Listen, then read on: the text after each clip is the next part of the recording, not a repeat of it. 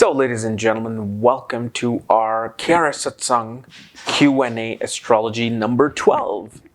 And this week we'll be covering questions from all of you guys who commented on my last Q&A video, including some from my social media page of mevi.com. Love that social media page.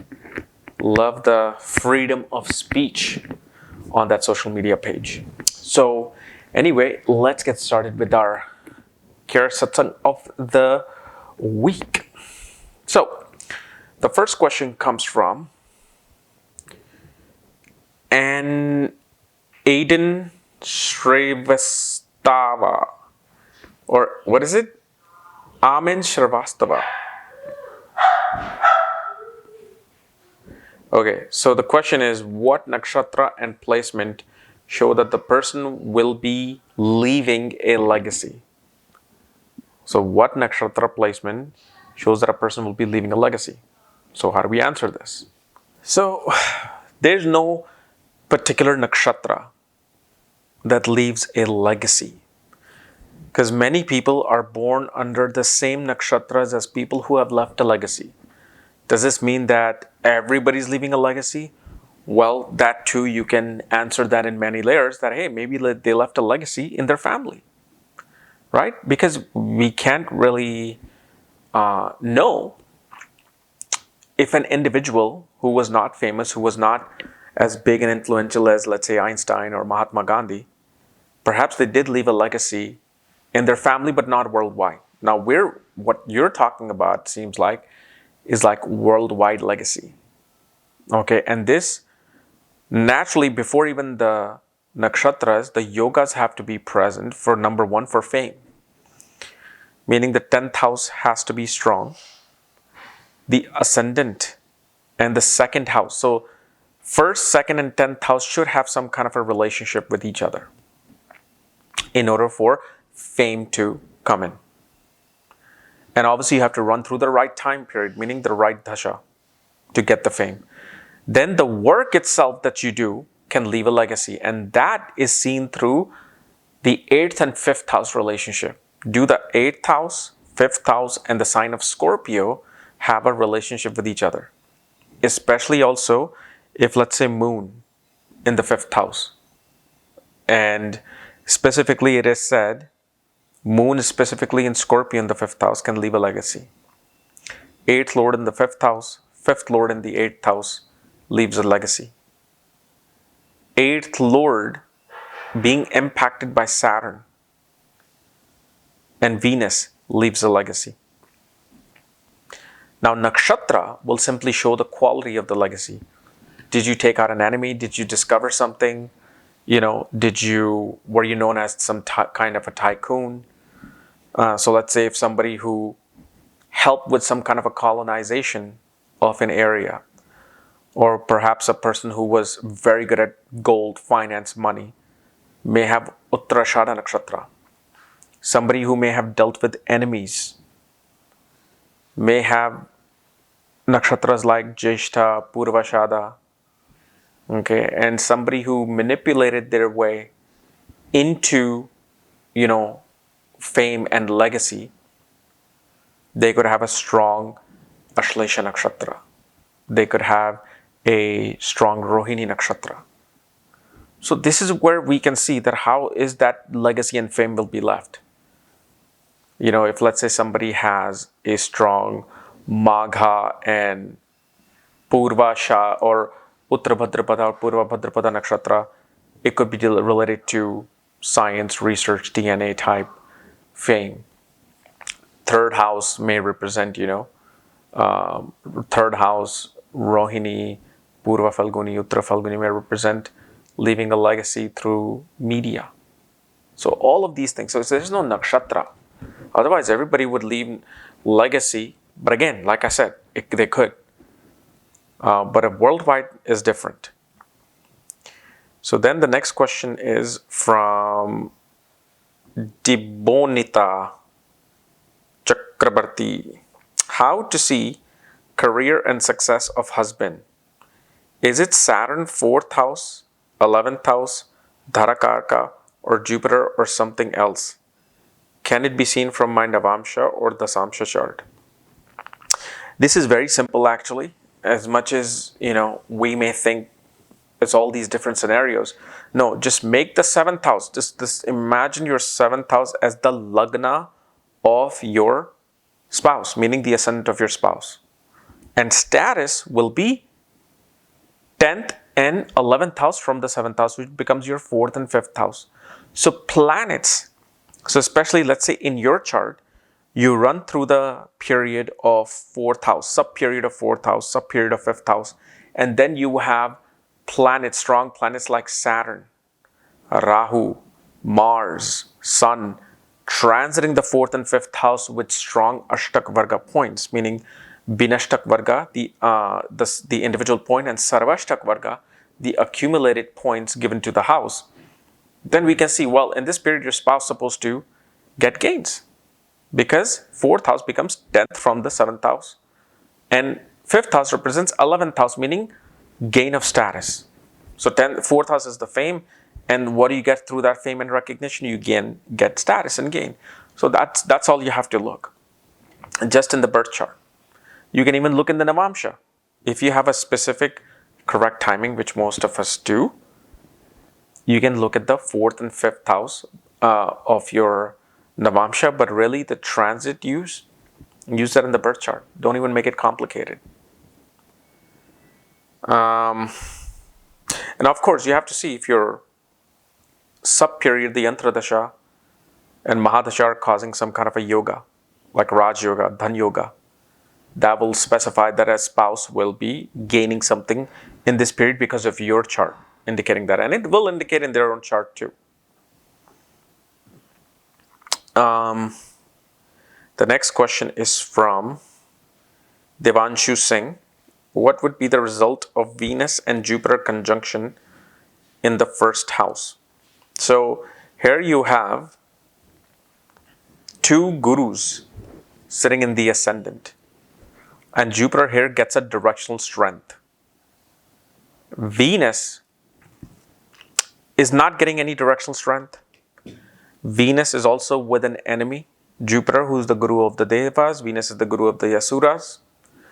But together they can create, especially if Mercury itself is in Kendra or Trikon Saraswati Yoga, of somebody who is a highly learned individual. If these two are together by themselves, a person will love literature, will be great at writing. They will be great at especially economics, diplomacy. And such people are highly recognized as like ambassadors of a certain thing. So ambassador word we usually think of as like some ambassador to a country. But most people don't get, like, if let's say you're a super fan, like if you look at Spike Lee, the film director in US, he's pretty much like the ambassador of New York Knicks. That's what they consider him as, especially when this whole controversy happened with him just a couple of weeks ago or last month. They were like, you are the ambassador, meaning you represent what this thing is. So in a way, Jupiter and Venus are representing what this thing is. And with Jupiter and Venus in the ascendant without any aspect or conjunction of other planets shows Bhagya Uday occurs after marriage. After marriage, money comes in, foreign travels happen, and naturally the luck in life increases. And if Jupiter and Venus are together, your firstborn child, especially if it's a girl, she'll be extremely beautiful, regardless of even the sign or nakshatra. It's just so she will be very beautiful. And especially wealth will also come in through children. Because regardless of where Venus and Jupiter are placed, whenever they're conjunct, it's a natural dhan yoga. We don't need to have them in a certain place or a house. Naturally, they're causing dhan yoga together. This is why you will always see in Jupiter-Venus period, either a person gets wealth of relationship, romances, or wealth itself. But there's something that comes in that period. Then the next question is from Vipul Ranjan Mishre. As per planets, what is marriage? A proper ceremony, or a first meeting, or just live together? Good question. The main thing when you call marriage is literally referring to a ceremony being taken place, regardless of the religion, regardless of what someone's orientation is in life. It is the actual ceremony. Now, meeting and all that won't, at least it's not been researched by me or anybody that I know. But one thing is for sure is that when you move in with someone together, and the day that you move in, that also becomes quite significant as to how this event will take place now inside this dwelling. So when couples move in together, a lot now, even in Eastern culture, it's actually considered a marriage. You're living under the same roof as a husband and wife. So the moment you do Graha Pravesh, meaning enter into a house, you're bringing both of your karma and energy together and combining them in this dwelling. So that day can become significant, but really marriage is the most important, that holds that energy. Then Rahul Jain. What is the complete effect of debilitated Venus in the 7th house of Navamsa if dispositor is in its own sign in the 4th house? Well, number one, it's known as a Neech Bhang. And depending upon the sign, it can be Neech Bhang Raj Yoga or just Neech Bhang. But also, you want to make sure, just because Venus is debilitated, it doesn't really mean that marriage is going to be bad or good. Because if Venus is in Uttara Phalguni, you'll get an extremely sexual spouse who is going to be like committed like Parvati was to Shiva. If Venus is in Hasta, you may actually get a spouse, especially if it's a man's chart. And if you have Venus in Hasta in Navamsa, there will be no sexual desire. They won't even want to be touched. They just lose that vitality because they want to go towards devotion in Hasta. And if Venus is in Chitra, you will get probably the most beautiful looking woman, especially on the Virgo side of Chitra, the most beautiful looking woman who will be extremely stylish. Like she'll just have this style and she'll shine like the jewel. So that's something we have to keep in mind. Because even Neech Bhang may not do much if a person doesn't get satisfied sexually with their spouse.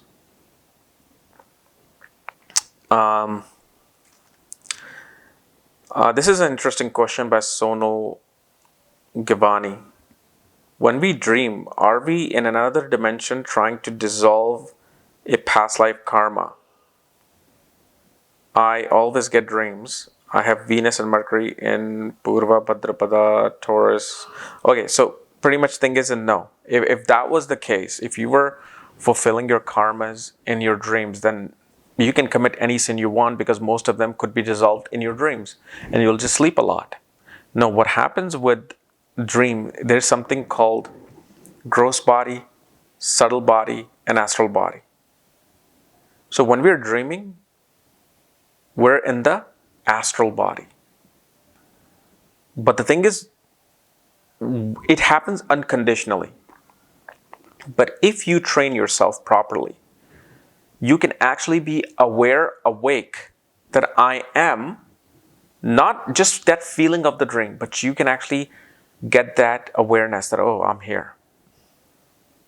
Like if you read the book of Sri M, you'll realize that he has actually seen the Saptarishis. Saptarishis who were actually aliens from different dimension or different planet. Boy, there's so much. Truth is actually definitely stranger than fiction. But you can visit all these places. There are techniques. You just have to get the book of Sri M, especially Journey Continues, and you will understand how to do the astral projection. There's nothing magic about it. It's part of science. It's like if somebody never discussed calculus with us. We were just doing basic mathematics, but then somebody brought in calculus or did something where they understood something through calculus and created something will think of it as a miracle. How did you do this? Well, it's just advanced mathematics, or just something that we haven't discovered. Remember, it's like photography. Every picture is there in the universe. Every picture is there. You just have to take it. That's all. Then, the last question is from... Okay, Rahul Jain again. Did I pick 2 questions from Rahul Jain? Boy, this must be your lucky day. You just won a lottery. Come on down. So he's just asking me, what is my favorite nakshatra? My favorite nakshatra would probably be Uttar Bhadrapada, or actually Uttar Bhadrapada and Uttar Falguni. Is the reason why Uttar Bhadrapada, because Uttar Bhadrapada people have a very high definition signal. So if let's say we're operating in HD, Uttar Bhadrapada might be operating on 4K, 6K resolution. And they're able to connect with beings of different dimensions, different places. And specifically, Uttar Bhadrapada Nakshatra has the capacity to change the weather. They can make snow and rain, and they can make rainbows. Once they concentrate within themselves, and especially through the awakening of the third eye, it's like it's a gift. Uttar Bhadrapada in a person's chart, even Purva Bhadrapada, becomes a gift, kind of like a clairvoyance gift that gets activated with a certain technique. And then they can just do things that everybody will think of it as magic or some miracle. So, and especially Uttar Bhadrapada people, I have seen get the easiest activation of Kundalini, third eye awakening. And Uttar Falguni is about commitment. It's about when they commit to something, they do it. Whether they have the resources or not, they'll make the resources. It may not be 100%, it'll be like 20% of what it's supposed to be they've envisioned, but they'll finish it. They're the doers, they're the finishers. They're the one who kind of like always want to make things happen. So these are some of my 2 favorite nakshatras. Because with Uttar Falguni, if you are dead set on wanting to awaken your third eye, and you have Uttar Bhadrapada, well, guess what? It's just a matter of time when it's going to happen. You know, but they're just the quickest one to receive these things. So I love that part about the Uttar Bhadrapada. Okay, so guys, this was my analysis of my Q&A this week. And if you're new to my channel, subscribe below so you don't miss these type of videos. And if you want to know where your planetary placements are, what your navamsa placements are, for that, check out the links here. Check out my full astrological report, including my books, consultations, and link to my academy, Magha Vedic Astrology Academy, where I'm currently teaching planets through nakshatras. Otherwise, we'll see you later. Bye-bye.